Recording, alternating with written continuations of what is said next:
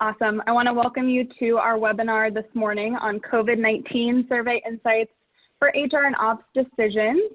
My name is Camille Balasic, and I'm the Senior Marketing Events Manager here at Sequoia. And I just wanted to give you a little bit of context about how this session is a part of our broader Grove Session series. As some of you may know, because you RSVP'd for our client conference back in March, we are planning on bringing our community together for a day of learning and connection on March 12th, but with COVID-19 literally changing the way that we do everything, including the way that we gather and connect, we decided to bring all of the content from the program to you via this webinar series. So we've adjusted a lot of the content to be COVID related. We hope that you're plugging into these sessions and finding them useful. You can find all upcoming sessions on sequoia.com/thegrove, as well as recordings from previous sessions. So just to let you know, we're doing a session on Tuesday, this coming Tuesday, on supporting parents during COVID-19. So plug in for that. And then there's tons of past recordings from the last few weeks. We did one on navigating the CARES Act and the economy, paid sick leave and FMLA leave, supporting a fully remote workforce, onboarding strategies, supporting employee mental health, and so many more. So please visit sequoia.com/thegrove to find all of those resources and more upcoming events. Just a couple of housekeeping items before I kick it over and introduce our moderator for the day. Those of you who are in the webinar are in listen-only mode right now. So just hang out, absorb the content, and then the way that we sort of structured the webinar for today is we're going to do about 30 minutes of content from our panelists, and then we're going to actually break into breakout sessions by company size. And so you'll get to actually interact with your peers and dive a little bit deeper into some of the data from the survey. So I just wanted to let everybody know that'll be happening towards the back half, and we'll give you instructions on how that transition will work.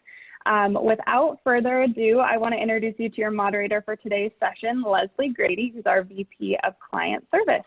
Over to you, Leslie. Well, thanks, Camille. Thanks, everybody, for joining today. Really appreciate it. We're really excited to have such a good crew to talk about this session. It's incredibly humbling what we're dealing with across the world over the past month or two. I'm just excited for you guys to take some time and talk to us and talk to your peers and colleagues about really a path forward. So as Camille said, we're going to spend a few minutes and we're going to talk about the results of our recent COVID-19 survey. And I'll talk about the genesis of it, and then really it's kind of taken on a life of its own. So really excited for your input throughout the session today as we get ready to launch a version 2 of it. So it's also interesting, the results of the prior survey, much of it's irrelevant. It's amazing how quickly things are changing. So we picked a couple topics that we're going to talk through that we think are still top of mind for many of you. We're hearing that from our clients and other thought leaders. And then we're going to spend a few minutes talking about what we're hearing on the ground that HR, finance, and ops leaders are thinking about next. And then as Camille said, then we're going to get into breakout sessions and really looking forward to your collaboration on what's top of mind for you. And we're going to incorporate that into our next survey. Awesome. And then, so let's talk about the panel today. To introduce myself, as Camille said, I'm the VP of Client Service. And I also focus on our enterprise size markets, which is our larger clients, much of them, high growth or, employee size, generally over about 500 lives. So I run that practice here. And then we have Meghna, who's a principal and director of client service for our mid-market clients, generally clients between, about 100, 150, up to about 300 US lives. So she'll be chiming in along the way. And then we have Chrissy Selva, who's a business consultant in our SMB market. So companies generally small, usually up to 100, 150 lives. So she's going to be chiming in there. And then Jesse Fries, who's a senior business consultant for Sequoia One, our PEO. Thank you, guys. You're welcome. Thanks, Happy to be here.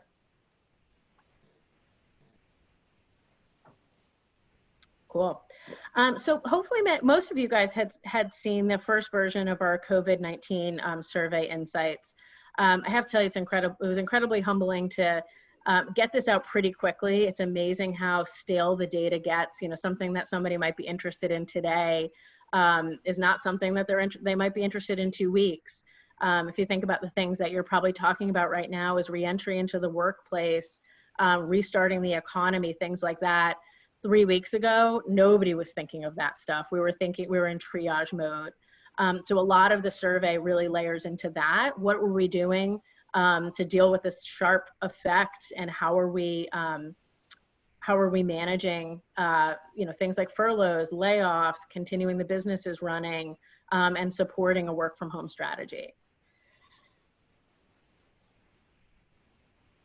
Cool. So let's talk, we picked a couple highlights from the report. So let me just give you guys a little bit of landscape, I think, on what was going on behind the scenes when we were putting this report together. So first of all, what's really important here is actually the dates. I think this will make sense as we talk through this journey today. But this was a survey that we put together pretty quickly on the questions that we were getting on the ground from our clients, from our prospects, from other thought leaders, partners, carriers.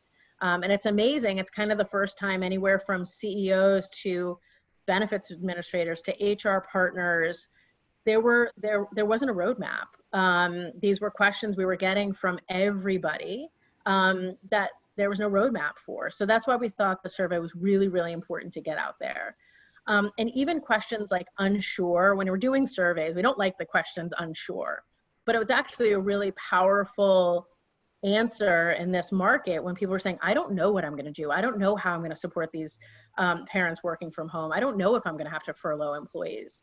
So it will be interesting to see the genesis as this changes over time. So if you look at those dates, it was basically a week, that first week in April is when everybody participated in the survey results. So hopefully we're going to get our next survey out in about a week or so, and we'll see how much that's changed. Landscape of demographics who did participate in it. The majority were in California based and, Bay Area, LA. And then second to that was New York. And then obviously, a bunch sprinkled around the country. Very heavy focus you could see on technology down below. And then, kind of migrated into a lot of healthcare, some finance, and then a couple other areas. So I would imagine many of you guys kind of fall into that landscape as well. Awesome. So one data point I think that is very relevant and interesting to talk about. We asked the questions: are you furloughing employees due to COVID? So at that time, I would say we said that 21% of people were expecting to consider furloughs at that time. Jesse, would love to, to hand it over to you and get some of your thoughts of what you're seeing on the ground. Has that number changed? What have you seen over the past couple weeks, especially in Sequoia One? Sure. Thank you for that, Leslie. Yeah, and I bring the perspective of Sequoia One, which is a division of Sequoia Consulting Group that provides PEO services, so payroll, HR consulting, and employee benefits. I'd say that across our client base, which is approximately 350 companies, we are seeing furloughs. About a fifth of the companies that we represent and guide have in fact furloughed or done salary reductions. So this trend is actually accurate to the survey. Certainly organizations, executives have been looking at strategies to be able to reduce costs. The one that quickly does that is a layoff or a furlough. Looking back at our data over the last 4 or 5 weeks, there's actually been more organizations within the Sequoia One world that have laid off employees versus furloughed employees. They have looked at other things as well, some other creative ways to reduce costs, like taking a look at commuter benefits, maybe reducing or ceasing contributions right now, and even taking a look at like gym subsidies, which of course nobody's out physically going to gyms right now. That's great. And I think what's also really interesting about this first version of the survey too was the amount of companies that were trying to come up with ways to minimize layoffs and furloughs. And as Jesse mentioned, salary reductions, limiting benefits, temporary limiting 401k matches. There's just lots and lots of interesting areas out there that people are trying to do to keep everybody at work. Awesome. Thanks, Jesse.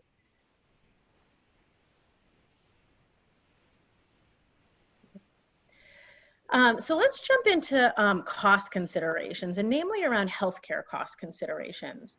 There was kind of two things that I think are super relevant right now is, a targeted focus on cost savings opportunities.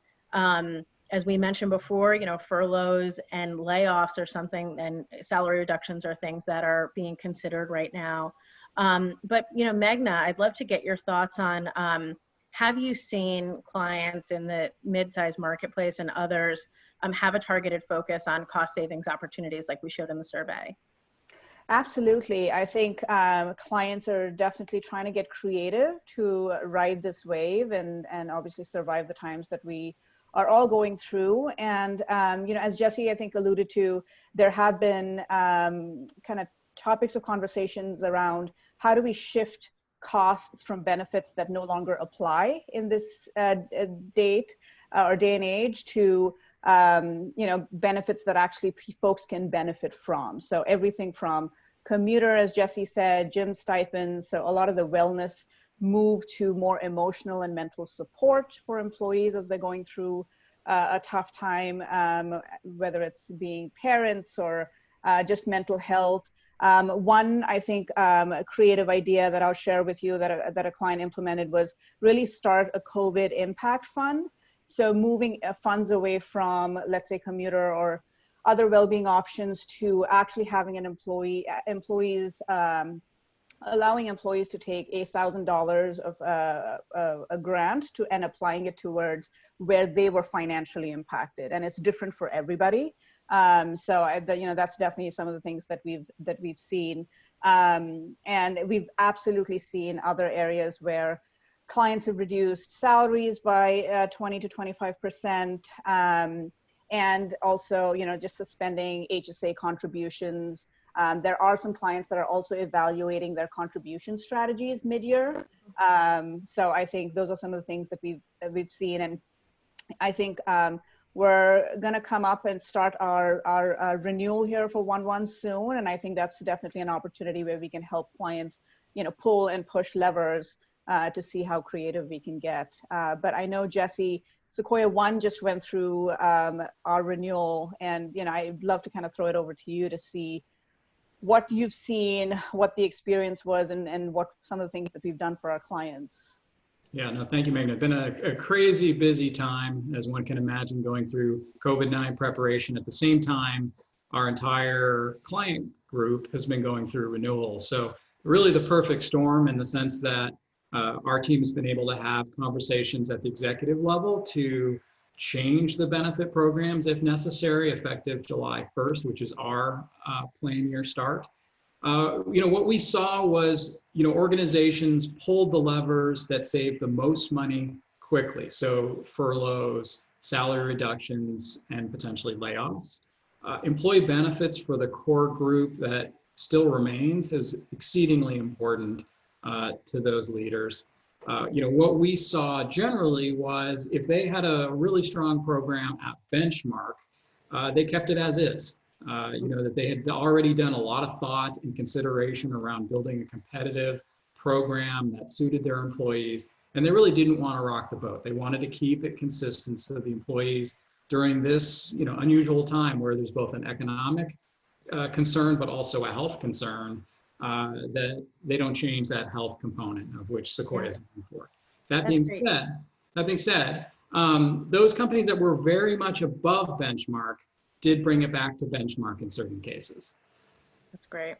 So Jesse, just to quickly round out on this, for costs in 2020, as we can see in the survey here, folks expected, a good chunk of us expected over a 5% cost increase. If we break it down to 2020 and keep 2021 separately, is that what you were seeing in the marketplace with insurers and stuff? Was there a dramatic increase in cost for 2020 just based on COVID?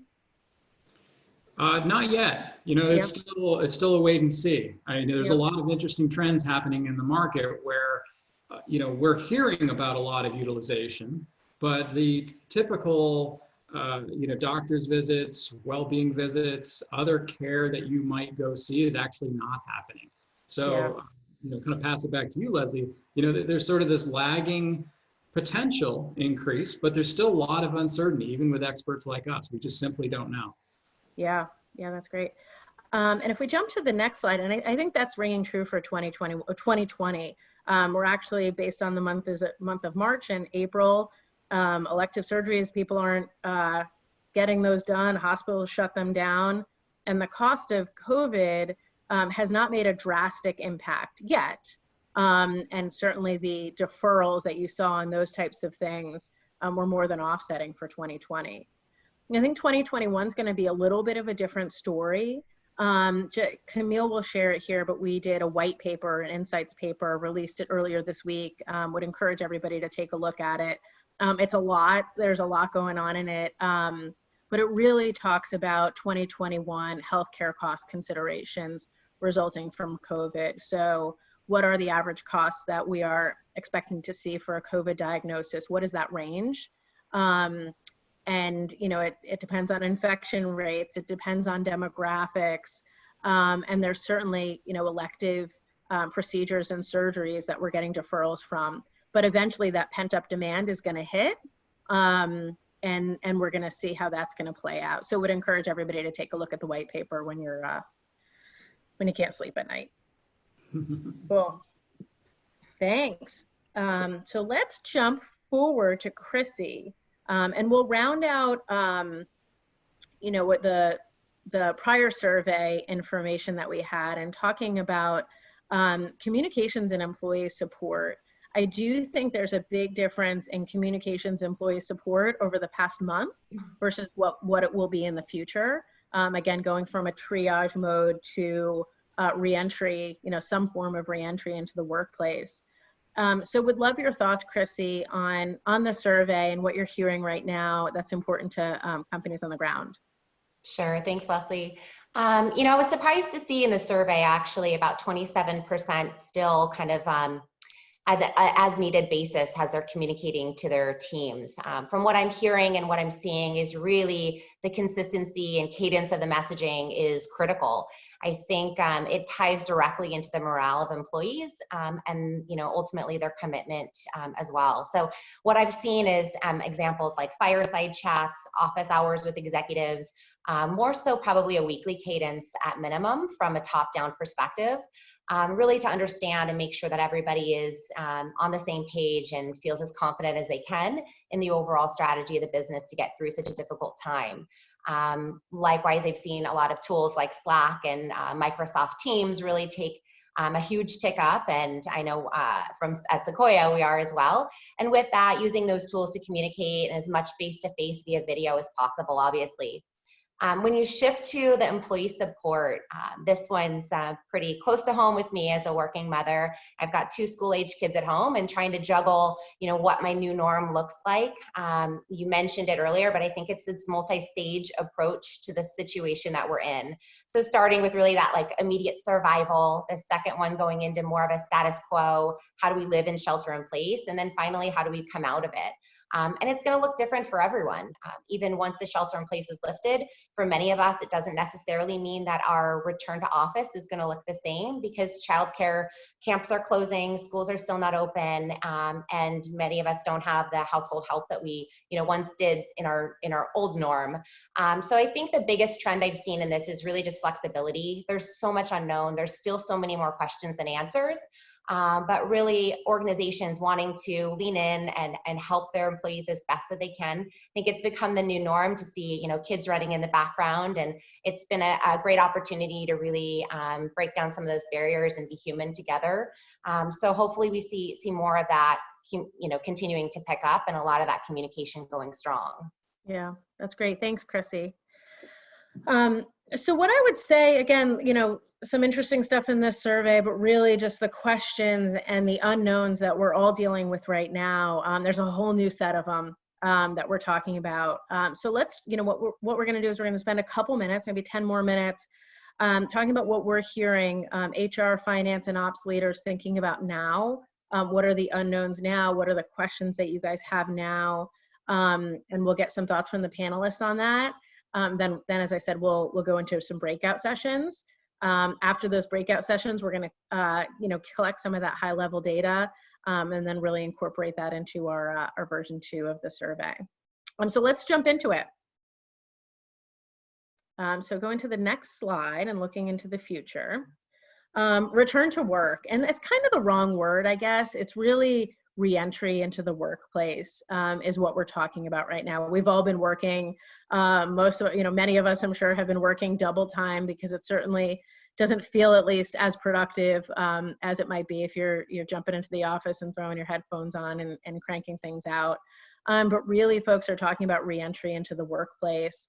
I'd love to get the panel's thoughts here. Maybe I'll start with Meghna on, what are you hearing from mid-sized clients and your client base on what's important to them when thinking about re-entry into the workplace? Yeah, I mean, and a lot of this is still unknown, right? I think to Chrissy's point, there are more questions than answers with this one.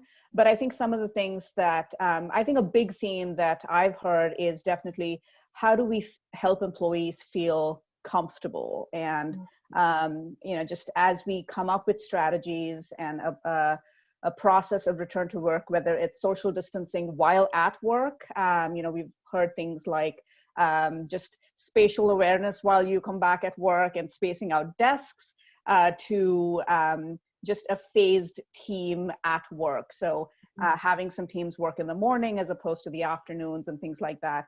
But I think the overarching theme has been we can come up with ideas like this, but at the end of the day, how do we help employees feel really comfortable that they are safe in the workplace? So whether it's, talking about testing and just workplace safety and things like that. So I think a lot more to come there, I'm sure, but that's definitely top of mind for a lot of our clients is how do they help their teams feel comfortable coming back? Yeah, agreed with you, Meghna. I think what we're hearing is top of mind is, the health and welfare of employees in coming back into the workplace.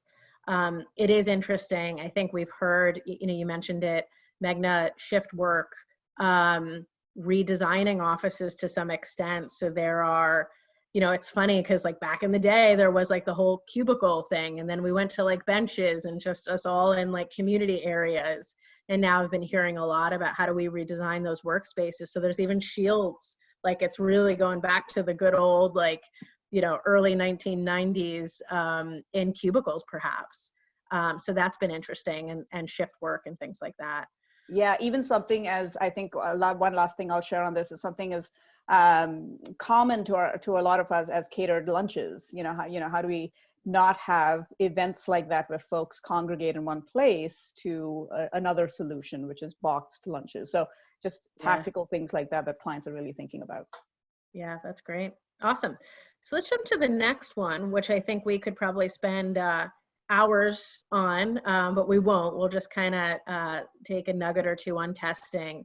There's different types of tests out there. There's lots of areas of opportunity where companies are getting into thinking about if the health and welfare of our employees is number one, being able to test and have regular tests and what kind of tests is really top of mind for folks.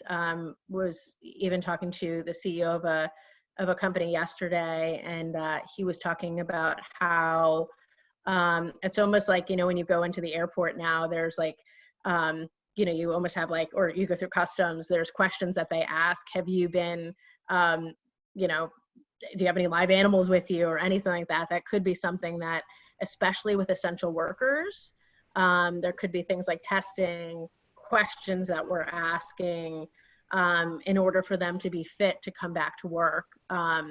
There's lots to go into that as well, because you do need to make sure you're not discriminating. You're not bringing back just the younger workers. So there's lots that goes into that around ADA regulations and the EEOC's involvement and things like that. Jesse, would just love, do you have any thoughts? What are you guys hearing about clients on the ground about testing? Yeah, I mean, to echo the themes of what you all have shared, there's just a lot of uncertainty in the marketplace right now. Even, you open up the paper and you read about testing, is it effective, and how quickly can we bring it to mass scale? Certainly, there are, and within our client base, there's a lot of different types of companies. There's B2B where, you have potentially a software engineering team, which is fairly contained. Everybody goes back into the office and there's not much outside interaction. You might have a sales team that typically would walk into another company's office. So, will that be allowed? Will we welcome here at Sequoia Consulting Group outside sales folks, vendors to come into our own space, even though, we have a very clean office that we've procured? We certainly have clients that are direct to consumers. So a really high flow of folks walking in off the street. So again, a lot of questions, not many answers. And I think over the next 4 to 8 weeks, we'll get more clarity on that. Yeah, for sure. And testing will be a big piece of that. Awesome. So let's go to the next one. Cost considerations. I think, I don't think anybody's thinking that, should the economy start opening up again, it's certainly not going to go to a full boil as it was a couple months ago. So I think folks are still going to be really careful about cost considerations, and whether that's more layoffs or potentially bringing back some of the furloughed employees versus benefits and healthcare costs. Chrissy, would love if you have any thoughts on what you're hearing on the ground, with future cost considerations that companies might be considering. Sure. I think it's one of those times where, everyone's trying to do more with less. How can we be most effective with every dollar spent and use them wisely? I've heard, as it relates to benefits, really ensuring that we have the same high level of care that our employees need, especially in the mental health arena. So not sacrificing those types of things, especially as well, because, overall for all of our businesses to get out of this economy and back on track, we really do need to retain that top talent. So how do we ensure that we are still creating, this incredible environment for our employees that are here to help us ride the wave out? So I think there's a little bit of back and forth on just making sure that you're spending appropriately in the areas that you're going to get the most return on your investment, of course, in your people there. But definitely people, it's top of mind to make sure that you're not spending unnecessarily in other ways too. I think there's been some conversations because of so much of this, while we're sheltering in place, the work from home environment. I think some of my clients are even reevaluating whether they'll renew leases or have more of their staff in a work from home environment longer term. So there's definitely different creative ideas for it. No clear path yet, but I think for sure it's top of mind with every CEO that I'm talking to and CFO is how to ensure that they're spending effectively and not unnecessarily. Yeah, I think that's fair. I think it's a lot of this has changed too from, programs and benefits programs to even perks and things like that to retain talent, to attract and retain talent, to really change to attract and retain your key talent. I think there are engineers and developers and people in crucial roles that companies are now worried about losing them. But maybe some of the other supporting roles, they're going to try to figure out ways to continue on their business and be efficient without those. Awesome. So let's jump into the last quick topic. Is communications and employee support resources. And Chrissy, you mentioned this as well, and talking about mental health. I do think communications is also really important right now. That we're talking about uncertainty here. It's also really important for employees to understand there is no roadmap for this. So ongoing communications and making sure that the right mental health support, parental support, and other things like that are out there. Meghna, I'll punt the last question to you. Do you have thoughts on that? What have you been seeing from your clients around these two areas? Yeah, I think a lot of it is what Chrissy mentioned, but I'll share something else that we've been seeing is clients are really, and Sequoia as well, really coming together to continue that sense of teaming and bonding. I think that's been a huge focus because we all feel pretty isolated, I think, in our homes, in our lives, when otherwise we are, spend 8 to 10 hours with our teams and really collaborating and talking and having that social interaction. So I think there's definitely been a huge overarching trend in just coming up with creative ideas and using resources like Zoom and Slack. Just how do we continue that sense of that bond that the team has? So a lot of the communication and support has, I think, also been around that I think we haven't mentioned. So whether it's, competitions over Zoom or just how do we keep that going so the team feels connected and motivated to go on, it's definitely a trend that we're seeing for sure. Yeah, awesome. Well, sounds good. So what we'll do for next steps is really these 4 key topics. We would love to get your thoughts on what's important to you and what you're seeing out there. So I will hand it over to Camille. She'll talk about logistics for the next minute or two and see you guys in the breakouts.